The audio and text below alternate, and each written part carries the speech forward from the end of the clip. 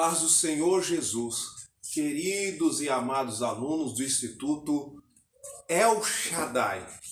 Eu quero aqui, irmãos, agradecer a Deus pela vida de vocês aí. Que Deus possa abençoar você, o seu empreendimento, o seu trabalho, a sua família e também o seu valioso tempo e empenho.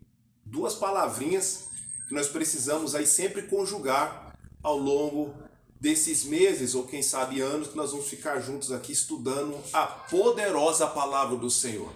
Irmão, nós estamos estudando aqui, amados alunos, sobre a história da igreja.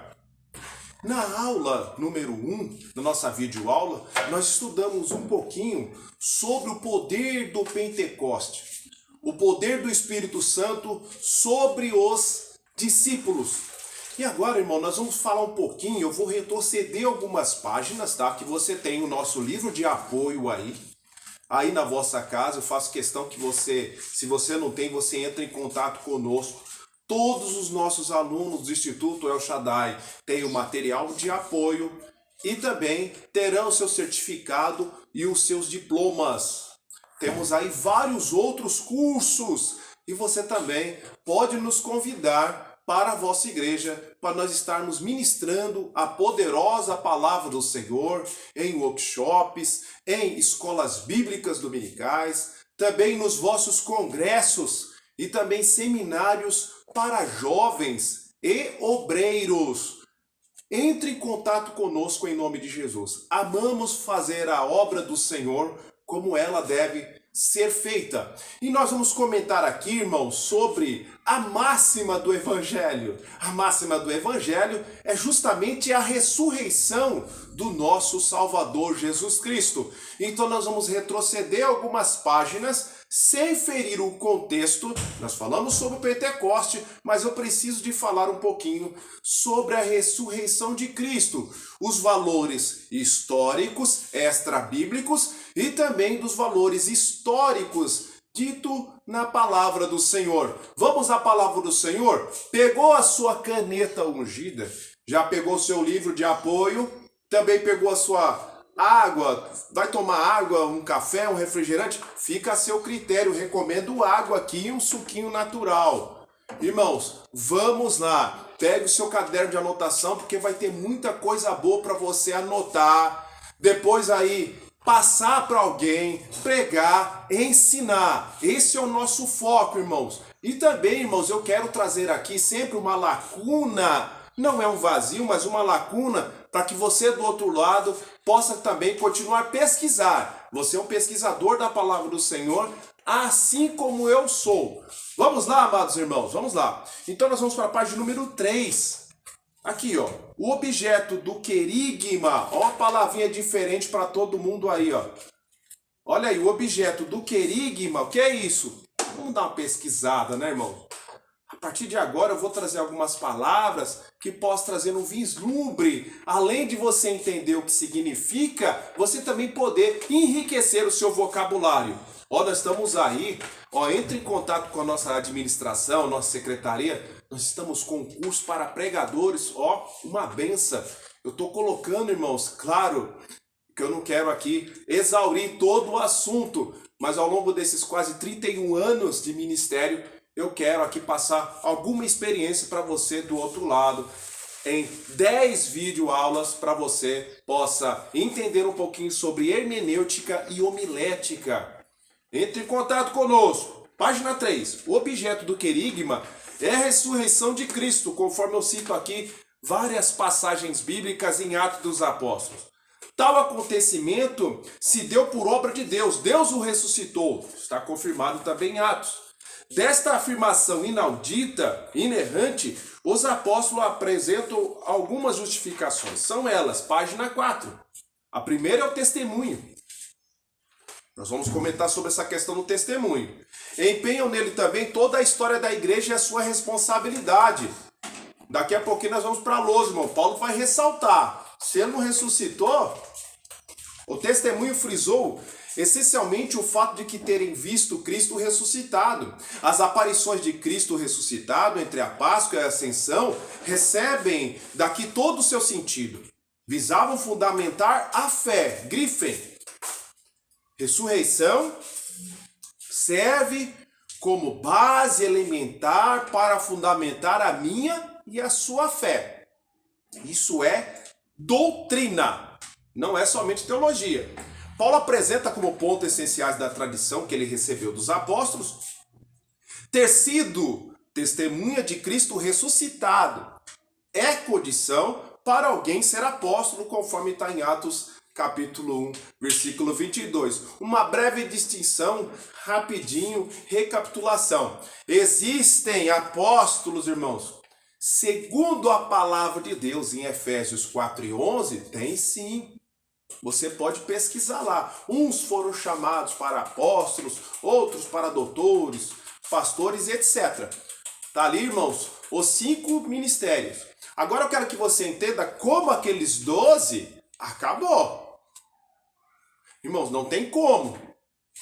Você está fazendo aqui teologia comigo, aprendendo um pouquinho da palavra do Senhor, entendendo mais as escrituras. Mas, irmãos, quem sou eu para me comparar com a própria palavra, o próprio Logos, Cristo, o próprio Deus encarnado entre os homens?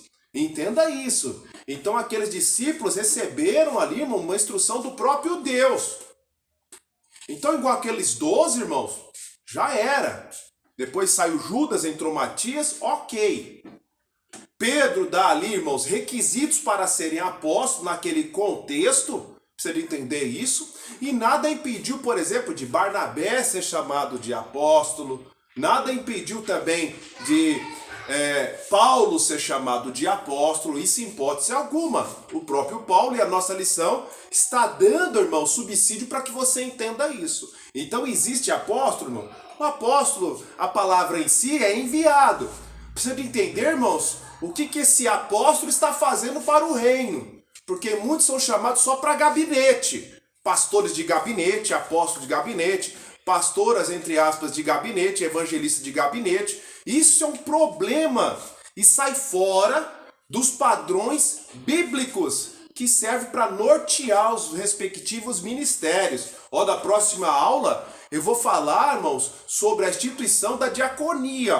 Você não pode perder. A expansão, o crescimento, irmãos, da igreja fez criar também departamentos ali e problemas. Vamos voltar aqui na nossa lição. Como o último a quem Cristo ressuscitado apareceu e que Paulo foi agregado aos 12, conforme está em 1 Coríntios capítulo 15, versículo 9. Numerosos eram os milagres, eu estou na página 4, quase no finalzinho, entre aspas.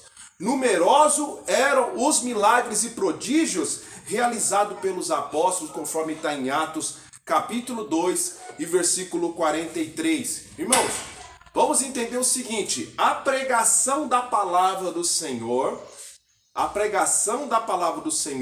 é acompanhada de prodígios e milagres também. Não foi somente, irmãos, para aquela época da igreja primitiva. Esses milagres continuam acompanhando. Eu já vi.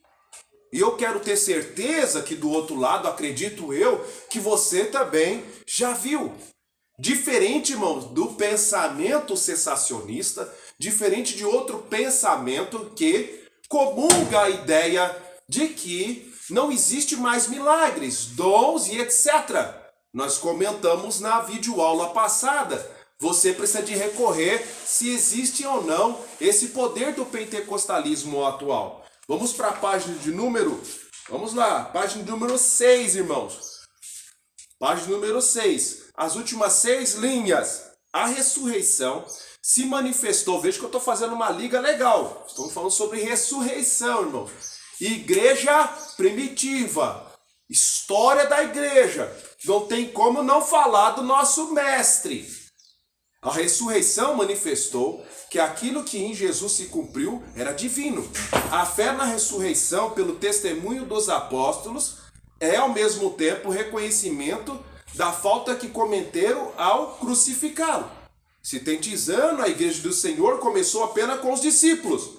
E hoje, em pleno século XXI, crente, ressalva minha, já somos um número aproximado de 1 bilhão. As pesquisas revelam que no ano de 2025, se continuar assim, chegará aproximadamente 1 bilhão e meio de evangélicos pentecostais do mundo. Estou falando do pentecostalismo. Glórias a Deus. Vamos dar uma paradinha aqui, porque na próxima aula nós vamos falar sobre a igreja no período pentecostal, mas esse crescimento, tá bom? Vamos lá, irmãos, para a Bíblia e algumas relevâncias históricas que eu pontuei aqui para mim, para vocês, para colocar, para enriquecer, irmão, a nossa aula sobre a história do cristianismo no que tange agora o nosso objeto de estudo sobre a ressurreição de Cristo. Cristo ressuscitou. 1 Coríntios 13 e 15, versículo 13 e 14, preciso de ler com você. Vou ler até o 15. E se não há ressurreição de mortos, também Cristo não ressuscitou. Precisa de anotar, viu, crente? Eu não estou vendo você mexer nem em Bíblia, nem em anotação aí do outro lado. Irmãos, aqui, ó, que Deus abençoe os nossos queridos alunos ali de Piracicaba. Estou dando um alô todo especial para vocês. Irmão, nós damos aulas para diáconos, diaconisas e cooperadores. Se atentem na próxima aula em nome de Jesus. Deus abençoe, meu querido irmão Elton, lembrando de diácono. Líder de diácono aqui da Adebrais, aqui, um dos líderes. Deus abençoe, Gabriel. Gente, vamos repercutir esse curso em nome de Jesus. Deus abençoe a todos vocês. Todo versículo 14.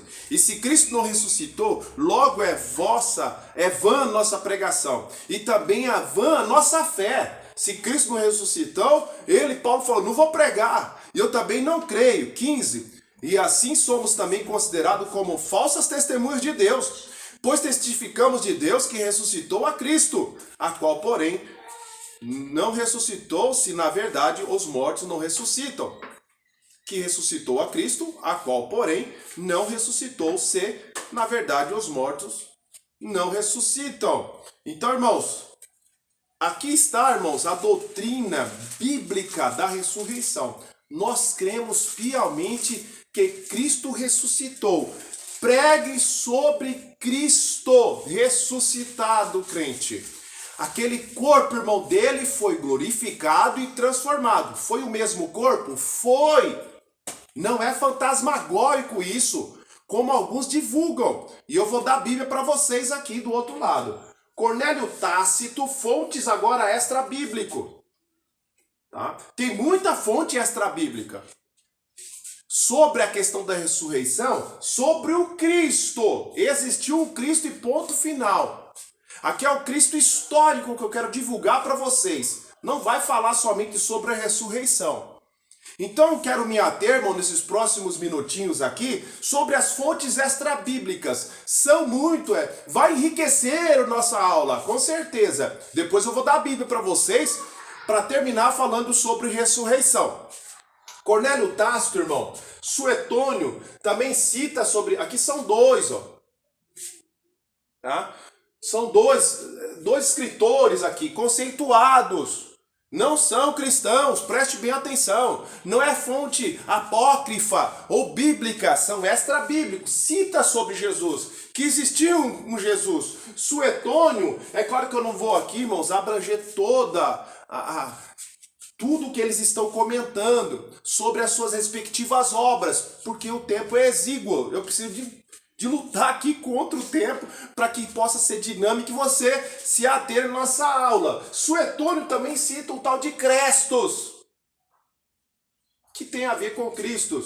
O Talmud babilônico, livro das tradições judaicas, respeitado pelos judeus até hoje, escrito entre 200 a 600 depois de Cristo, cita um tal Exu, não Exua. Shua, que é a forma ali hebraica, um cognome de Jesus, é um dos nomes de Jesus, né? Deus é a salvação, Yeshua. Termo pejorativo, esse Exu citado no Talmud babilônico, termo pejorativo, depreciativo. Diz que Exu foi pendurado no madeiro. Está falando do nosso Cristo.